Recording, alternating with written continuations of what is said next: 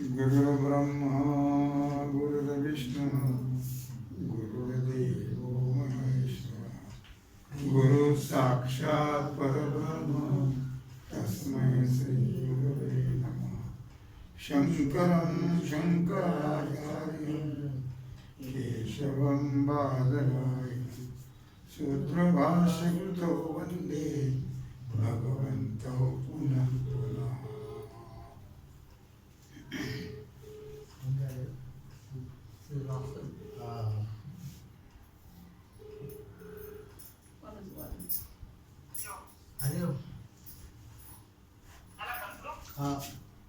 विचार सागर रहस्य तरंग चौथा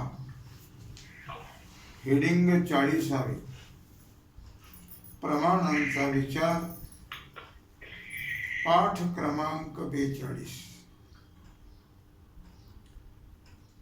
प्रमाण किती आहेत?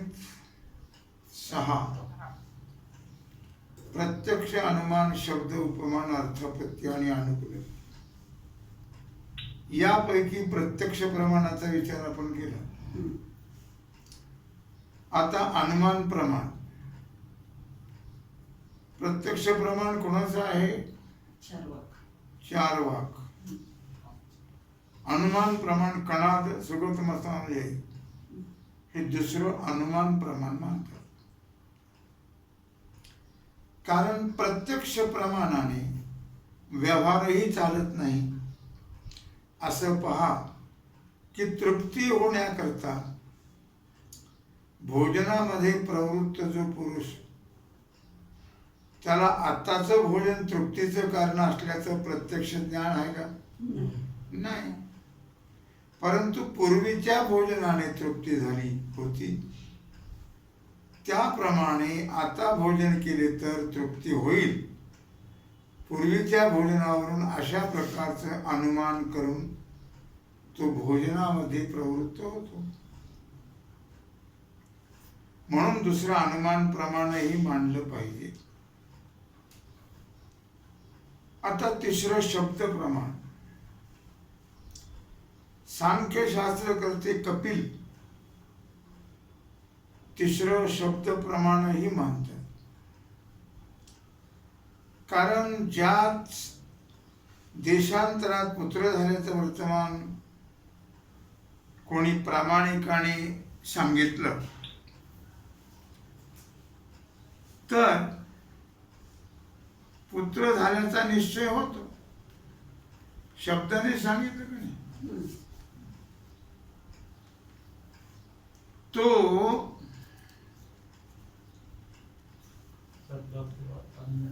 शब्दाशिवाय प्रत्यक्ष प्रमाणाने किंवा अनुमानाने होणं शक्य आहे का? प्रत्यक्षाने नाही आणि अनुमानाने नाही, केवळ आप्तवाक्यानेच होतो। लक्षामध्ये आप्तवाक्य म्हणजे यथार्थ वक्त्याचं भाषण। लक्षात आलं? म्हणून तिसरं शब्द प्रमाण मानलं पाहिजे। उपमान प्रमाण। न्यायशास्त्राचा कर्ता गौतम यांच्या मतात चौथे उपमान प्रमाण मानतात। कारण ज्या पुरुषाने गवय पाहिला नाही परंतु वनात राहणाऱ्या माणसापासून असं ऐकलं आहे किंवा गायीच्या आकारासारखा गवय असतो, नंतर काही काळाने तो पुरुष वनात गेल्यावर त्याला गवय दिसला, त्याबरोबर त्याला वनस्थ पुरुषाच्या वाक्याचं स्मरण झालं, आठवण झाली। नंतर हा पशु गवयच आहे असं यथार्थ ज्ञान झालं। वास्तविक 3च प्रमाणे मानली तर एवढ्याने गवयाचं ज्ञान होईल का? म्हणून अशा विलक्षण ज्ञानाचं कारण चौथे उपमान प्रमाण मानणं आवश्यक आहे। आता 5वा अर्थापत्ती प्रमाण। पूर्वमीमांसकाचे एक देशी प्रभाकर मतानुयायी पाचवं अर्थापत्ती प्रमाण मानतात. कारण जो दिवसा जेवत नाही आणि चांगला धष्टपुष्ट तर आहे, मग त्याचं पुष्टत्व पाहून हा पुरुष रात्रीचं भोजन करत असावा असं आणि अर्थापत्तीने कळतं. ज्या अर्थी हा पुष्ट आहे त्या अर्थी, आणि दिवसात जेवत नाही त्या अर्थी रात्री भोजन करत असलेला पाहिजे. जर नसेल करत तर पुष्टता येईल का? येणार नाही. म्हणून त्या पुरुषाची पुष्टता रात्रीच्या भोजनाची संपाद्य आहे. संपाद्य म्हणजे प्राप्त करून देणं, आणि रात्रीचं भोजन संपादक आहे, प्राप्त करून द्यायचं ते. लक्षामध्ये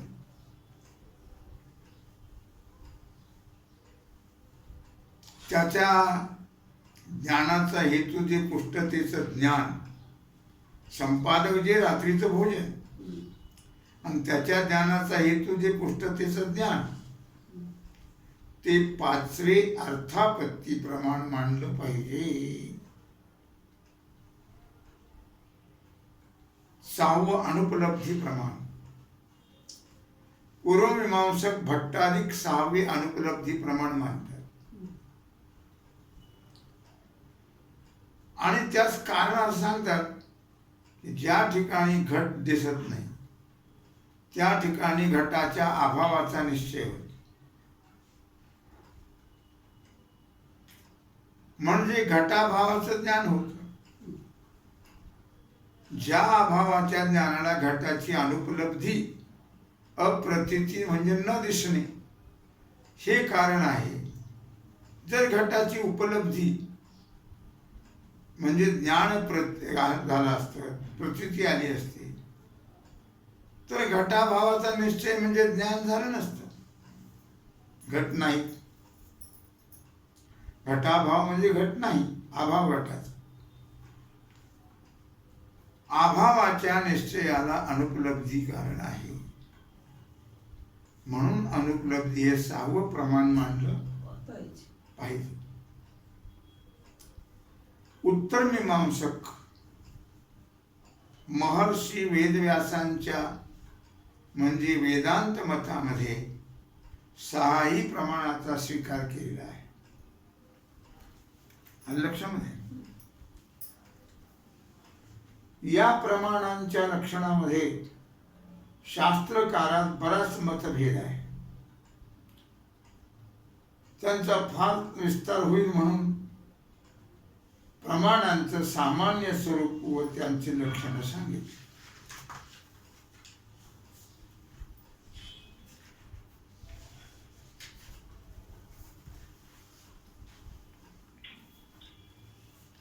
सामान्य विचार करणाऱ्या लोकांना असं वाटतं की प्रत्यक्ष व अनुमान हे दोनच प्रमाण मानणं योग्य आहे. बाकीच्या काही प्रमाणांचा अनुमानात अंतर्भाव होईल आणि काहीची गरजही नाही. परंतु हे सहाही प्रमाणे मानणं कसं आवश्यक आहे याचा विशेष विचार वृत्ती प्रभाकर या ग्रंथात पंडित निश्चलदासजीनंच लिहिलेला आहे. तो ग्रंथ पाहायला असता वरील शंका निवृत्त होईल. लौकिक व्यवहारात जसा सहाही प्रमाणांचा उपयोग आहे त्याप्रमाणे जीव ब्रह्म ऐक्य ज्ञान उत्पन्न होण्यास जरी केवळ शब्द प्रमाण कारण आहे, तर बाकीच्याही प्रमाणांचा या ज्ञानाची दृढता करण्याला उपयोग आहे. जीव ब्रह्म ऐक्य जर इंद्रिय गोचर प्रत्यक्ष असतं, डोळ्यात दिसलं असतं, तर वेदवाक्याची गरज नसती पडली. म्हणूनच अपौरुषे शब्दराशी जो वेद अपौरुषे म्हणजे पुरुषाने केलेला नाही, भगवंताच्या श्वासापासून निर्माण झालेला आहे. असा जो वेद हा सर्व प्रमाणात श्रेष्ठ प्रमाण आहे, त्यालाच नाव आहे शब्द प्रमाण वेदाला. आता अशा प्रकारे आपण 6 प्रमाणांचा थोडक्यात विचार केला.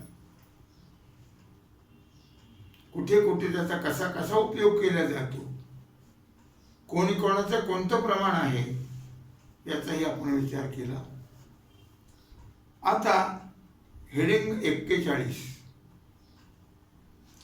प्रमेयचे लक्षण व सिद्धी.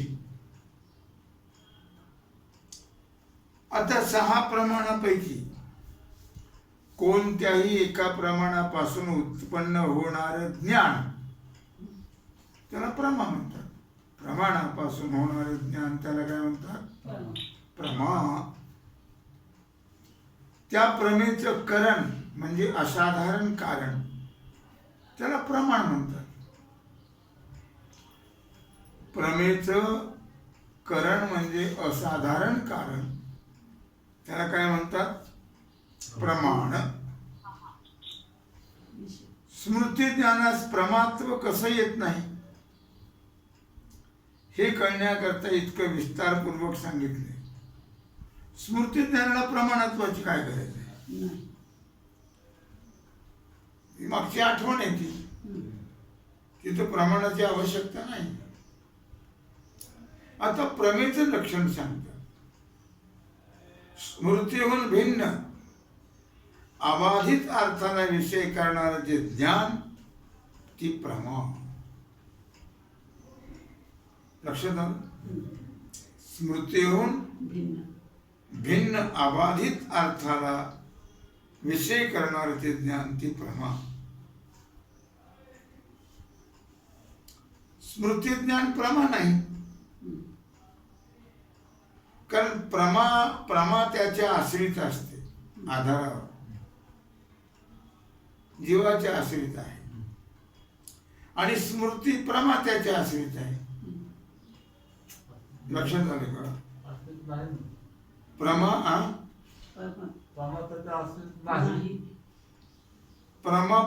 त्याच्या आश्रित असते आणि स्मृती प्रमा त्याच्या आश्रित नसते. साक्षी चैतन्याच्या आश्रित आहे स्मृती. कळलं का? या ठिकाणी खाली दिलेल्या कोष्टकाचा विचार करून ज्ञानाचे भेद लक्षात आणावे.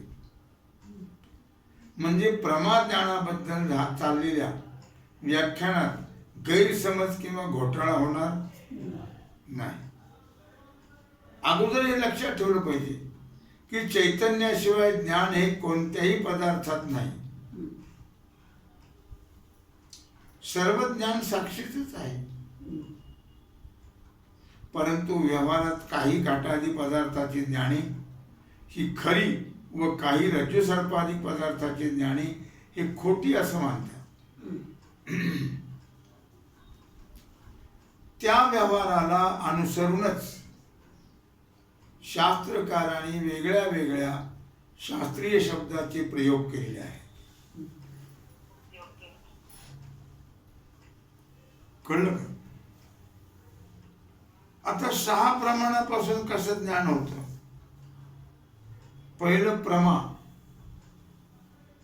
प्रमाणापासून उत्पन्न होणारे ज्ञान त्याला म्हणतात प्रमा. अप्रमा याच्यात 2 पोटभेद आहेत अप्रमेमध्ये. एक यथार्थ अप्रमा आणि दुसरी अयथार्थ अप्रमा. आता यथार्थ अप्रमा जे ज्ञान व्यवहारात अबाधित असते, बाधित होत नाही, परंतु प्रमाणापासून उत्पन्न झाले नसते, ते यथार्थ अप्रमा. उदाहरणार्थ सुखदुःख, स्मृती ज्ञान, ईश्वर ज्ञान हे कसे आहेत? प्रमाणापासून उत्पन्न झालेले नाही, म्हणजे अप्रमा ज्ञान आहेत ही. आता यथार्थ अयथार्थ अप्रमा. यथार्थ झालं हे जे ज्ञान व्यवहारात बाधित असते, काय मिथ्या ठरतं व्यवहारामध्ये, ते अयथार्थ अप्रमा. उदाहरणार्थ रज्जू सर्प बाधित आहे कधी? मग अयथार्थ अप्रमा. नुसती स्मृतीच प्रमा त्याच्या आश्रित नसते असं नाही, तर भ्रांती आणि संशय ही सुद्धा प्रमात्याच्या आश्रित नसून साक्षीच्या आश्रित आणि अविद्या वृत्तीरूप असतात. कळलं? साक्षीच्या आश्रित आणि अविद्या वृत्तीरूप असतात.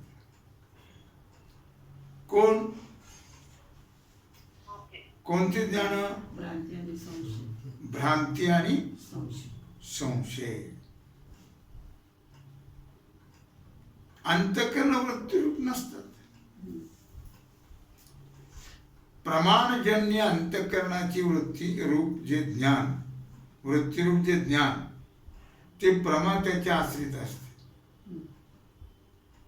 प्रमाणजन्य प्रमाणापासून उत्पन्न होणार अंतःकरण वृत्तीरूप जे ज्ञान, ते प्रमात्याच्या आश्रित असते.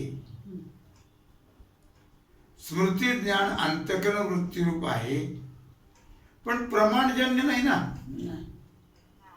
ती काही प्रमाणापासून उत्पन्न होत नाही, म्हणून प्रमात्याच्या आश्रित नाही. अर्थात प्रमाही नाही. काय? प्रमाही नाही. याकरता वरील प्रमेच्या लक्षणात स्मृतीहून भिन्न असं पद घातलं आहे. स्मृतीहून भिन्न. आता 42 येणे लक्षात आलं का आतापर्यंत? स्मृती पण अंतःकरणातच होत ना. अंतःकरणात सोडून तुला स्मृती प्रमाणजन्य आहे का? नाही, पण अंतःकरणातच होते ना.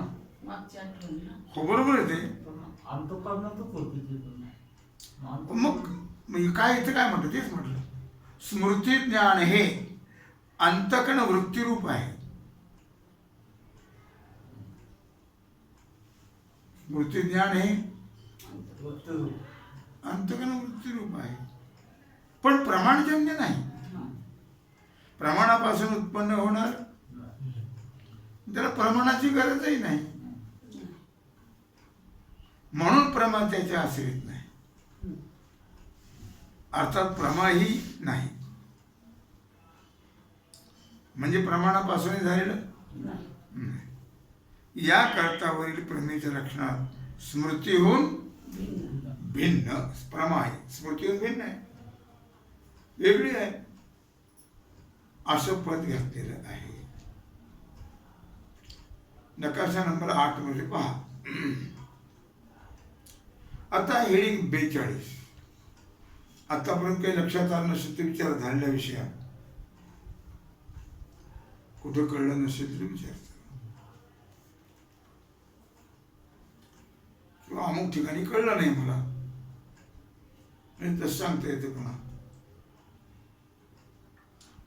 प्रमेयचे पूर्व पक्षीच्या मताने दुसरं लक्षण. शिष्य म्हणतो, महाराज भ्रांती आणि संशय ही ज्ञाने बाधित होतात, म्हणून त्याला साक्षी आश्रित म्हणणं योग्य आहे. पण स्मृती ज्ञान हे अबाधित आहे, म्हणजे व्यवहारात स्मृती ज्ञान खोटं आहे असं कोणी म्हटलं का? नाही म्हणत. आणि जर स्मृती ज्ञान अबाधित आहे तर फक्त अबाधित अर्थाला विषय करणारे जे ज्ञान ते प्रमा असं लक्षण करून स्मृतीला प्रमा म्हणण्यास काही हरकत, काही चिंता नाही. काही चिंता आहे का असा प्रश्न विचारला. श्रीगुरु म्हणतात, शंका लक्षात आली का? शंका. स्मृती ज्ञान अबाधित आहे खरं. स्मृती ज्ञान म्हणजे अंतःकरणात होणारी आठवण मागची, त्याला म्हणतात स्मृती ज्ञान. पण स्मृती आणि ज्ञान हे एकार्थवाची शब्द आहेत. हे दोन शब्द कार्यकारण भावाचे वाचक नाहीत, कार्याचे नाही, कारणाचे नाही. प्रत्येक प्रमाण ज्ञानास वेगळे वेगळे प्रमाण कारण आहेत. प्रत्येकाला वेगळं वेगळं कारण आहे. एकच असं 6 कशाला मांडले असते. प्रत्यक्ष प्रमेला प्रत्यक्ष प्रमाण, अनुमिती प्रमेला अनुमान प्रमाण, शाब्दी प्रमेला शाब्द प्रमाण, उपमिती प्रमेला उपमान प्रमाण, अर्थापत्ती प्रमेला अर्थापत्ती प्रमाण आणि अभाव प्रमेला अनुपलब्धी प्रमाण. लक्षात आलं का? ही जशी प्रत्येक प्रमेश वेगळी वेगळी प्रमाणिक कारण आहेत. कळलं नाही तुमच्या? त्याप्रमाणे स्मृती ज्ञानास कोणतंही प्रमाण कारण प्रमाणापासून होतच नाही. ते प्रमाणजन्य नाहीये. फक्त संस्कारापासून स्मृती उत्पन्न होते. संस्कारापासून स्मृती उत्पन्न होते. स्मृती करता 3 गोष्टी लागतात: चिंतन, सादृश्य आणि संबंध. याने स्मृती होत असते. कळलं? आता त्याप्रमाणे स्मृती द्यायला कोणतेही प्रमाण कारण नाही. फक्त संस्कारापासून स्मृती उत्पन्न होते. ते अंतःकरणात संस्कार असतात पूर्वीचे, त्याच्यापासून ती स्मृती म्हणजे आठवण येते. आणि संस्कार तर कोणत्याही प्रमाणात येत नाही. संस्कार कुठल्याच प्रमाणात नाही. आणि प्रमाणजन्य ज्ञानास प्रमा म्हणावी हे तर सांगितलंच आहे. आणि संस्कार हे प्रमाण नाही, म्हणून त्याच्यापासून उत्पन्न झाले ज्ञान प्रमाण नव्हे. कळलं? संस्कारापासून झाले ज्ञान प्रमाण आहे असं म्हणणं प्राप्त आहे. भ्रांती आणि संशय याला कोणीच अंतःकरणाचे आश्रित मानित नाही. स्मृतीबद्दल मात्र मतभेद आहेत. पण स्मृतीला प्रमाज्ञान का म्हणू नये याचे कारण आता सांगितलं. स्मृतीला प्रमाज्ञान का म्हणू नये? कारण ते प्रमाणापासून उत्पन्न होत नाही, हे आता सांगितलं. याकरता स्मृतीहून भिन्न एवढं पद मूळच्या लक्षणातून कमी करून फक्त अबाधित अर्थाने विषय करणारे जे ज्ञान ते प्रमा असं लक्षण करणं हे बरोबर नाही. म्हणून स्मृती ज्ञानास प्रमा नाही, ते साक्षीचं ज्ञान आहे.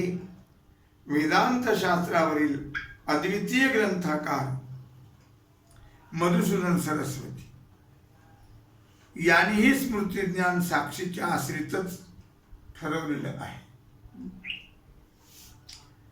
वरील प्रमाणे लक्षणात प्रमेचे जे करण ते प्रमाण असं म्हटले.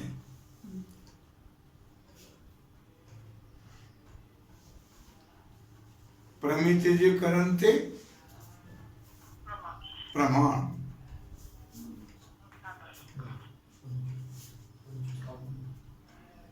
लक्षात आले का? असं म्हटलेलं आहे. म्हणून आता करण व कारण यातला भेद, करण आणि कारणात भेद आहे ना. 43 हेडिंग करण आणि कारण यातला भेद काय? कारणामध्ये साधारण असाधारण असे दोन प्रकार आहेत. साधारण कारण, असाधारण कारण. साधारण कारण कशाला म्हणायचं?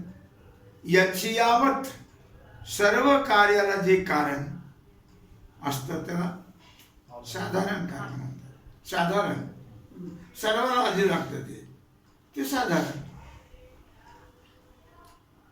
साधारण कारणे 9 आहेत. ईश्वर, ईश्वर इच्छा, ईश्वर ज्ञान, ईश्वर प्रयत्न, काल, देश, अदृष्ट म्हणजे पाप पुण्य, प्रागभाव आणि प्रतिबंधकाभाव. ही 9 सर्व कार्याला कारणे असतात. यांच्याशिवाय जगातील कोणतंही कार्य होत या 9 कारणाशिवाय. म्हणून याला साधारण कारण म्हणतात. सगळ्याला लागतं ते. सर्व करतात ते साधारण आणि काही करतात ते असाधारण.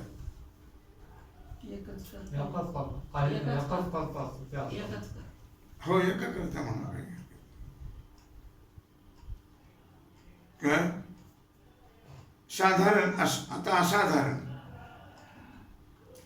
जे एकाच कार्याला कारण होते दुसऱ्या कार्याला कारण होत नाही ते त्या कार्याचं असाधारण कारण. सगळ्याला उपयोगी पडतं ते साधारण आणि एका करता उपयोगी पडतं ते असाधारण. ते त्या कार्याचं असाधारण कारण. दंड चक्रादी फक्त घट उत्पन्न करायलाच उपयोगी पडतात का भांडे तयार करायला उपयोगी पडतात? नाही. पटाला नाही. धोटे, फणी, सूत हे पटालाच कारण आहे, घटाला नाही. म्हणून दंड चक्रादी घटाची असाधारण कारणे आहे. घटापुरतीच काय असाधारण कारणासच करण म्हणतात आणि करण म्हणजे असाधारण कारण. इंद्रिय संबंधाने प्रत्यक्ष प्रमा होते. प्रत्यक्ष कशाने कळतो? इंद्रियाने. इंद्रिय संबंधाने कळतो लक्षामध्ये. तेव्हा त्या प्रमेची साधारण कारणे ईश्वराधिक 9 आहेत. कारण त्यांच्या वाचून कोणतंही कार्य होत. तसं प्रत्यक्ष प्रमेची नेत्रादी इंद्रिय ही असाधारण कारणे आहेत. एकापुरतीच. कानाने फक्त ऐकूच येतं का? दिसतं पण. डोळ्याने फक्त दिसतच. त्वचेने फक्त स्पर्शच. घ्राणाने फक्त गंधच. हे जी कारण हे कशी कारण आहेत? असाधारण कारणे एकापुरतीच आहेत. प्रत्यक्ष प्रमेचे नेत्रादी इंद्रिय असाधारण कारणे आहेत. म्हणून प्रत्यक्ष प्रमेचे इंद्रिय ही करणे आहेत म्हणजे असाधारण कारण आहेत. त्या इंद्रियास प्रमाणही म्हणतात. अशा प्रकारे झालेली सेवा भगवत चरणी समर्पित करून राहिला जो सेवेचा भाग आहे तो आपण उद्या पाहू. पुंडलिक वरदे हरविठ्ठल श्री ज्ञानदेव